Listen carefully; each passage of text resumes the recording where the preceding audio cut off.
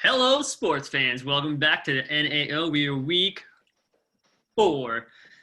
Hello, boys. Welcome back. We got Marky Mark, Mike Deasy in his house, Romo 9 in the background. Too bad he's not on the show. That'd make the show a hell of a lot better. Yeah. How you guys doing? With a corona. With a corona. Doing well, man. Mike Deasy, how was your week? It was pretty fantastic. Oh, you don't say, huh? Patrick Mahomes was my Monday night hero. Scored a whopping 8.8 points or more. Shot. All right. Welcome back. Another week in the books. I wish we can go ahead and skip this week. That'd be fantastic. Just give the win to Marky Mark over here. And then let's go ahead and that's our show. Thank you. Bye-bye. All right. Score rundown. The first game, I lost to Marky Mark by a lot. Defense wins champions, sets it again. He won over Hill. Goofy scored another 173 points against Skippy Dog. Down week for Goofy. Poor guy. Yeah. Oh, man. Down week for Goofy. I don't know if he's going to make a snap back or anything.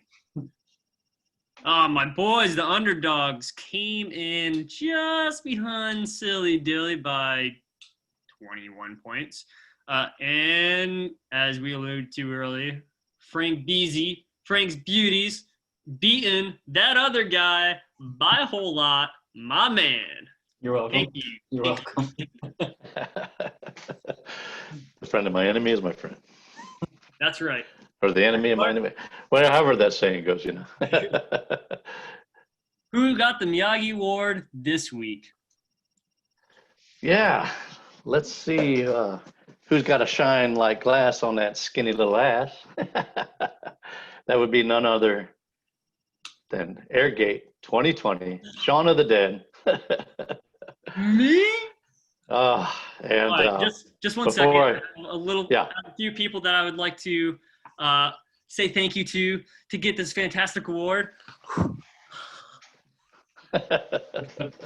I'd like to say thank you to.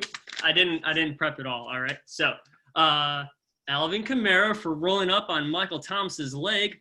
Sure, loved that one. Mm-hmm. Tristan Hill tweaking Chris Carson's knee. I really enjoyed that one also. As a Dallas fan, I apologize for that formally. Not accepted.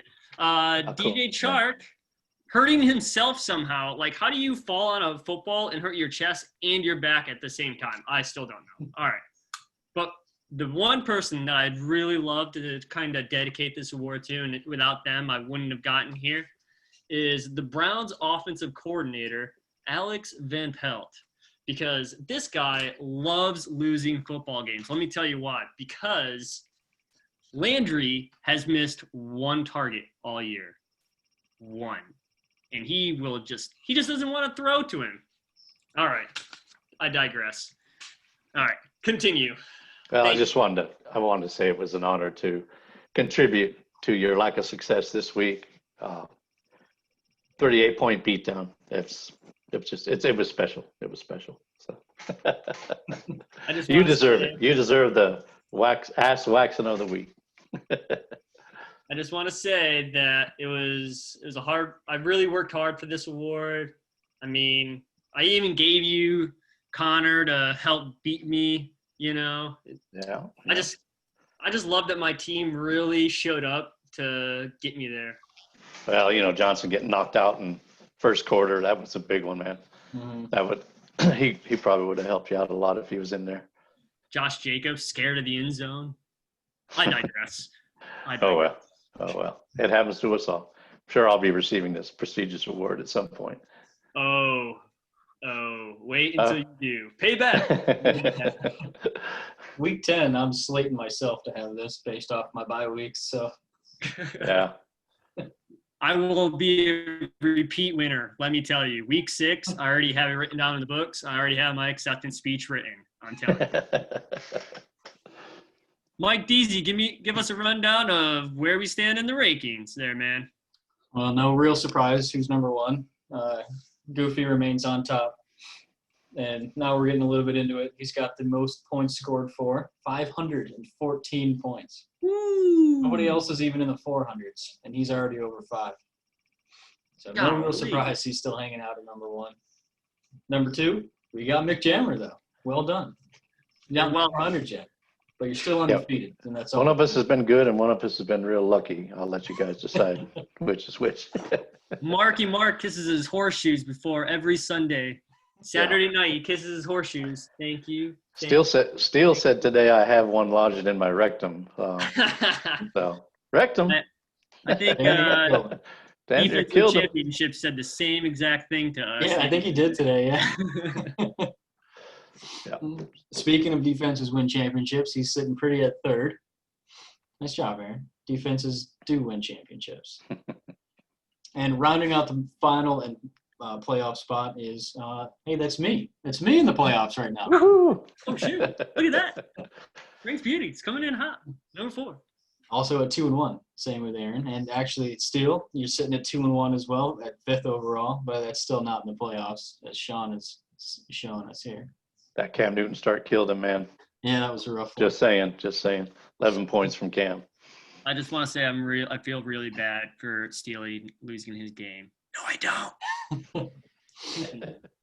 And then we got a slew at 1 and 2. We got Skippy, Silly, and Airgate 2020 at 6th, 7th, and 8th. Woo! Yeah. You got some wins in there, Sean. You got to run it. When you get your receivers back, you'll score 100 points at least. Don't call it a comeback. Go ahead. And then the unwinnables, we've got the underdogs and Hill sitting at 9th and 10th. Although there's an interesting little score tidbit for Hill here. He's got the least amount of points for, but he's also got the highest amounts of points against, which that's absolutely incredible. I'm looking at it. I do feel kind of bad. That's a tough roll. I feel bad for him too, man. Silly Spicy Biscuits got a little extra. Better days ahead, I'm sure. A lot of injuries for him too. So Yeah, there's a lot of tough ones there. If he doesn't come back this season, next season he's gonna come back like a guy on a flaming chariot. He's gonna come for everybody next season. Don't count him out. I've seen him do some things. So. Oh yeah, definitely. Yeah. Who do you guys think he's gonna go after with the number 1 waiver pick? He didn't answer you. I figured he would have. Yeah, why didn't he answer me? Like I asked him. Who's out there, man? Gosh, it's like you don't even look because it's just disappointing, you know. I think Nick Foles will probably be the hottest waiver wire ad this week. Yeah, Mm, If I had to take a guess. possibly. He didn't look great, but he starting got some quarterback. points. Got some points, man.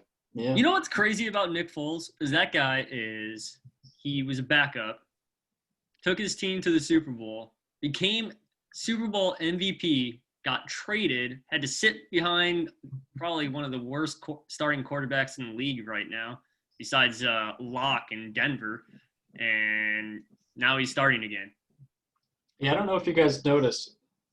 After our draft, and actually up until Trubisky got picked up, the 2 Bears quarterbacks were the only ones on the waiver wire. Oh wow.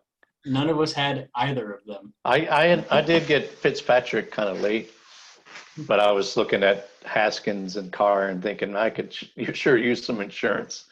So I think I've made a trade and had an open spot, and I took Fitzpatrick. But you're right. Trubisky was just sitting out there. Mm-hmm. Nobody was coming to get him. Probably the only starter for a long time after Fitzpatrick. Yeah. I mean, even if you pick him up in your team, he's probably not going to be your buy fill-in. He's probably going to be a throw-in and some trade, which leads us to the next segment.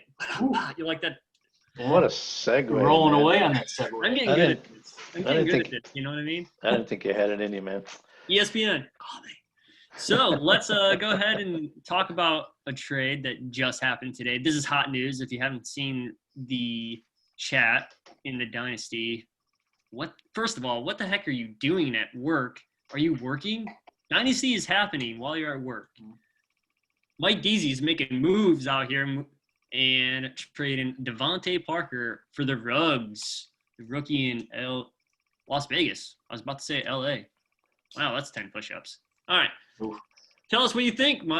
What made you go ahead and go get your Ruggs? Well, actually, it came to me. which was pretty cool. Oh. I woke up this morning and I thought I'd really like to trade with someone today. And then there it was. It was just there.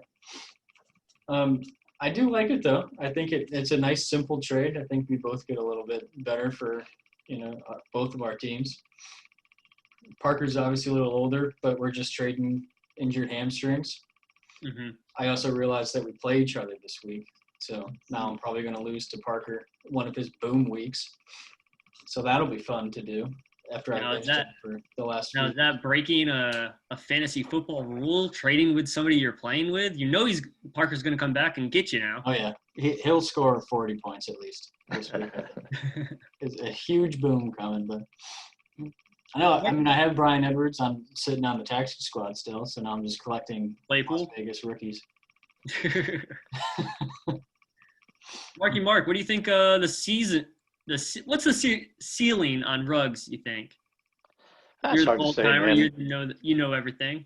Well, certainly don't know everything, but it's hard to say on Ruggs because we haven't got a chance to see him use his athleticism yet. I was kind of afraid that they would misuse him. I mean, a guy like that, to me, you got to get the ball in his hands. He's a rookie, so there's a learning curve, and he's got to learn how to play physical. He's got to learn how to run routes better, just like a lot of rookies do. So it's really hard to say.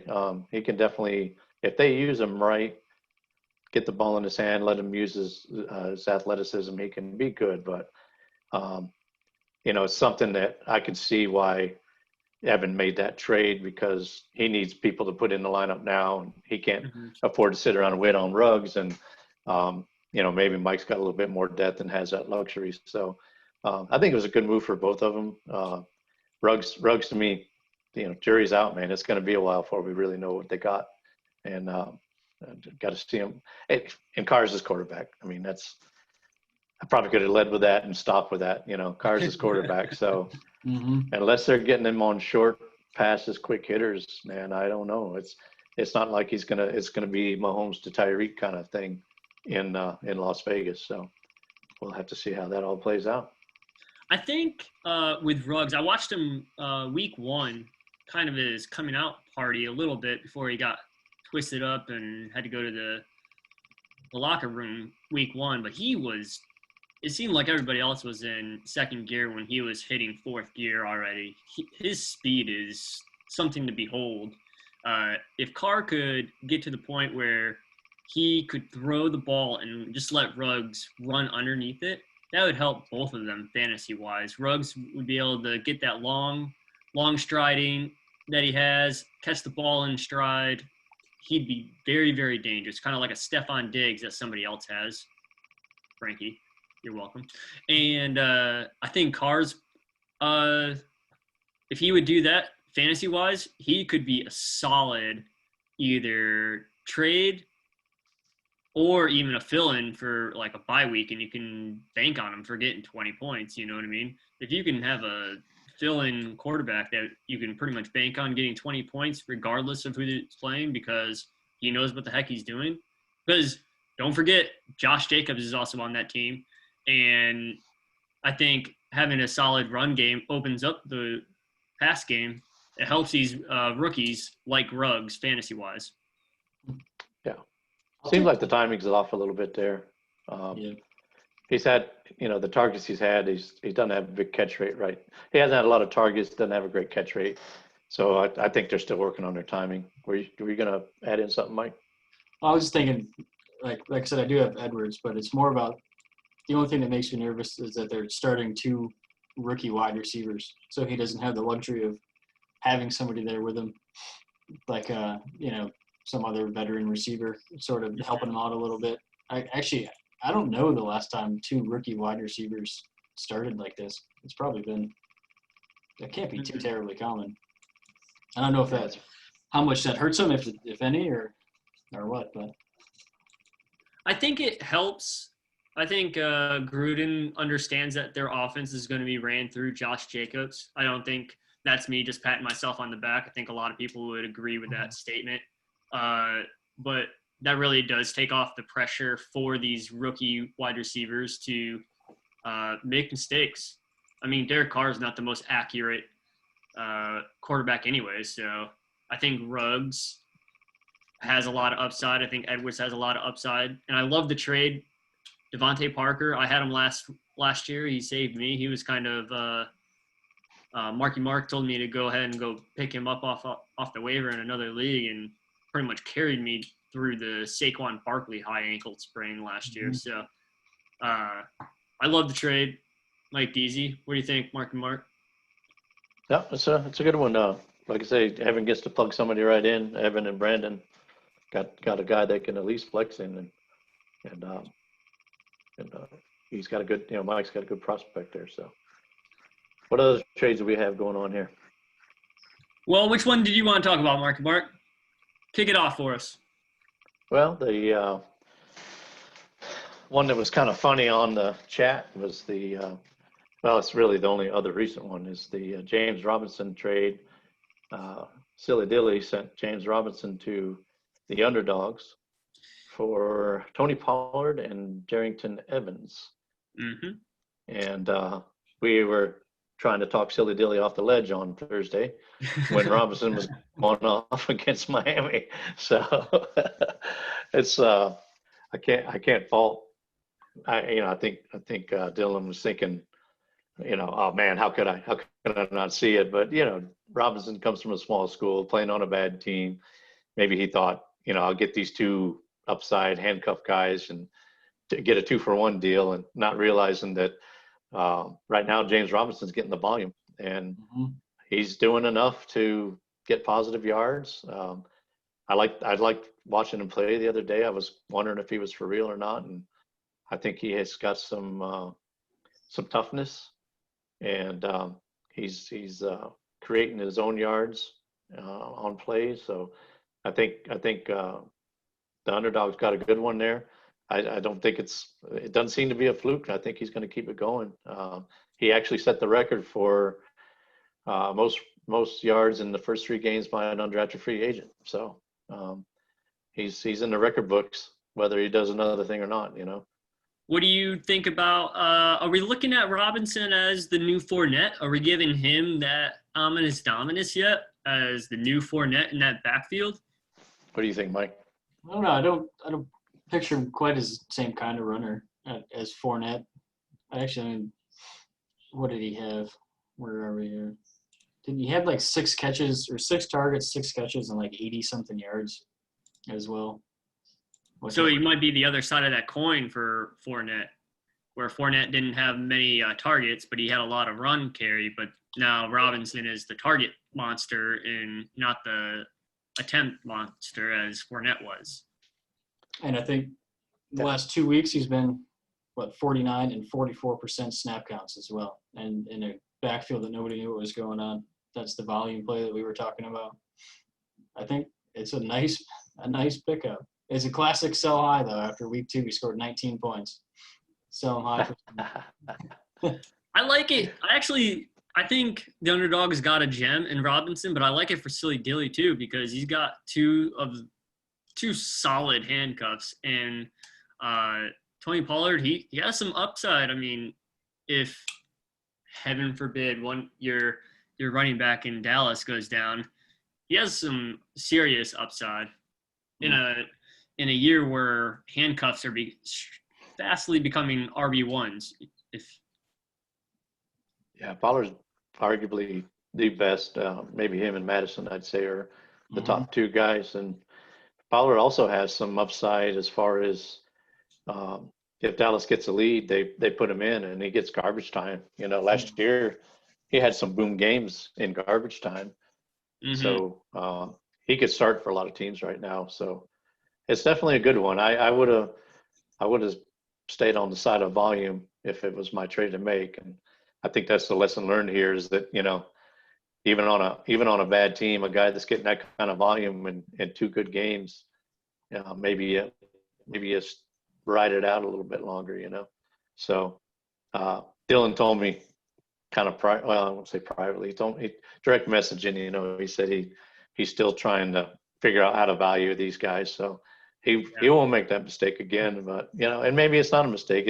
You never, trades take a long time to to know the value. There was one today where they were just saying gosh, I think it was the Gaskin trade, Balazs trade, saying that finally they could say that Philadelphia got the better of that trade. Yeah, sometimes it takes a while. That's the point, you know. So we can't say now on the surface it looks like the underdogs definitely got a good one moving forward. They needed it too. Mm-hmm. So looking forward to week 4, we're going to go ahead and see what matchups we got. And the first one that pops off the paper for me is Goofy versus that other dude. I mean, they're pretty the other dude is actually even projected higher than Goofy. What do you guys think of that matchup this week? And that'll be an interesting one. I'm actually surprised with the projections that Steele's that high with Cam Newton still in. But I guess I mean, city, so that's it's early, and who knows if their final lineups probably aren't set. But just going off of what we. Are you going to start Drew Brees or Jared Goff over Cam Newton right now? Who do they got? Who does Goff have? the Giants. Yeah. Oh, hell yeah. Never mind. Yeah. Hell yeah. Yeah. I mean, that Giants defense, I would go out and get them. Yeah, it's a good. I think somebody picked them up. Oh man, they're already taken. I wish I could remember who. That's probably a league-winning move right there to get that Giants defense special teams. But I'd probably give up a first-round draft pick for the Giants defense. Can't remember who got them, but anyway, yeah. Throwing it out there. If I had a first-round draft pick, I would trade it for the New York Giants defense. Yeah. They're on the field a lot, so they have to be scoring points. Yeah. Exactly. Volume. We were just talking about volume. So, yeah, the Giants defense has volume for sure.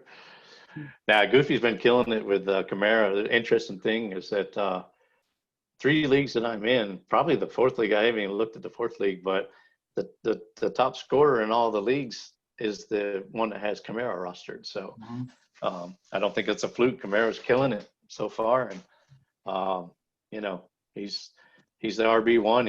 He was ranked 4 on, you know, for ECR and picked, you know, further down than some of the others, but he's definitely the RB1 right now. It sounds like Michael Thomas may or may not be back for another week too. So if not playing, I expect the same kind of game out of Kamara. Yeah. I think Goofy definitely got his draft value in the first round. I mean, he picked him 8th in the first round. And I think everybody was kind of like, yeah, he dropped a lot. I think if we were to redo that vet draft right now, Kamara would probably be, top 3 maybe? Yeah, Goofy hit on Aaron Jones too. I was looking for a regression for him, you know, but he's still doing his thing. So he kind of riding those 2 right now for sure. Steele's got a good deep roster. So he can, if he sets his roster right, he can definitely give Goofy a game. And if Goofy drops a little bit more, he might be more in normal range, you know, where the rest of us are scoring right now. And Steele left a lot of points on his bench last week, so if he gets those right, he'll go off. Yeah, for sure. I think with the injury bug and just not really knowing what teams are doing yet, like a lot of people left a lot of points on the bench last week. I mean, who would have thought Justin Jefferson would have blew up from less than 10 points first 2 weeks and then 21? I mean, like, I was so angry to hear that he got 21 points. Sorry. I'd like it though. You're never going to start him anyway, so now you know. Yep. Yeah, now he's on your watch list. Maybe moves up from that taxi. He'll score less than 5 or 4 points again. All right, moving on. I think the next one we should go ahead and look about is Marky Mark playing Run It Back defense win championships. Mike Deasy, what do you think of that matchup there? This is one I'm going to be watching just as much as my own, I think, because Mark's luck, it's got to run out one of these weeks. You would hope so. And he's going against the week 3 worst manager of the week. So Ooh, hot take. who knows what happens? Yeah, so I got to hope for that he wins back-to-back worst manager of the week, and I overachieve. I'll tell you, I got some rough matchups this week, man. My guys have some tough teams, and I'm already just like flipping coins to see who I'm gonna try to flex in there. So, Marky Mark, yeah. are you already admitting defeat to defense wins just championships? I'm being a realist, man. I've been lucky so far. You know, I'm sitting there at 3-0, second in the league, but there's 3 guys behind me that have outscored me that are like, yeah, I'm gonna come take you down. And Aaron is one of them. You know, defense wins championships is one of those guys saying, now it's my turn. You know, yeah, it's gonna be a tough matchup. I definitely got my work cut out for me. So, Well, here's my advice, totally unsolicited. Go ahead and put your horseshoes all on a necklace. Wear them on Sunday because that's what's gonna need to happen for you to win on Sunday. Defense win championships are going to they're going to beat you. That's my hot take for week 4. Defense win championships is going to beat you, and you're going to be 3-1 like the rest of the teams. I thought your advice was going to be cut the Wi-Fi anywhere. Defense wins championships does his work on his rosters. Oh, you might not know this, but he has devices on top of devices on top of devices. You'd have to have like a electrical power outage in all of Florida for that guy not to have internet connection. Good All luck. right, so plan B was a hit, man. So I guess I'll go with that. Thank you. You're welcome. You're welcome. I really I'm not gonna lie, I'm really high on Josh Allen again. I think he's playing Las Vegas. I think that's gonna be a harder matchup, but shoot. He's still gonna throw for 2 touchdowns. I got to give him some credit, man. He seems to be making that leap. He had a little shakier game against a good defense last week, but he still drove him down the field to win that game. So he's doing his thing, man. You know, 2 turnovers, but he's looking a lot better. Definitely looking better. They're passing a lot. I think Diggs has been a big part of it. Oh yeah. What's the over/under on Nick Chubb doing 20+ points? Who they got this week? Who do they have this week? I forget who played Dallas. Oh, They're playing Dallas? I'm not sure that the Browns – I mean, if we all watched that game, and Dallas's secondary doesn't exist. I mean, I am starting Odell Beckham with extreme confidence against that secondary, hoping that Ed Reed, who didn't sign in Houston, just travels to Dallas and signs there for some help. Yeah, as much as Cleveland wants to run the ball, you got to pass against that defense. Dallas does all right against the rush, but it's because part of it's because their secondary is so bad and banged up right now, you know. So, Marky Mark, if you're going to win this game, who do you need a above projection play from? Well, yeah, Kyler could do a lot for me. Can't remember who Philly has. I just remember looking down my roster today and thinking I had some tough matchups, you know, some tough defenses. Yeah. I think one of mine's got New Orleans, and so I was just like, good defense, shoot, you know. So, yeah, and I don't have much choice but to go with my top guys because I don't really have the guys to flex in with CMC on the bench or in IR. And Galladay's back in there. If he can build on what he did last week, you know, Galladay could have a good day. And but yeah, it's gonna be tough. If Kittle's out real quick, who are you gonna start at tight end? Well, I'm looking at starting Hawkinson still at tight end and then flexing Kittle. I'm to that point where I got to flex the tight end to do something, you know. So hoping Kittle gets back this week because he's done okay with Mullins, you know. He doesn't have a starter, but he's done okay with Mullins. Well, that is our show this week. We are taping our show on Tuesday night because of the non-neutral zone. We don't want to mess up with those because we Yeah, love they're those dropping too. shows on Tuesday and Thursday, so we're gonna try to fall in between on Wednesdays. Any last words? You got it, man. Yeah. Steely, you suck. Peace.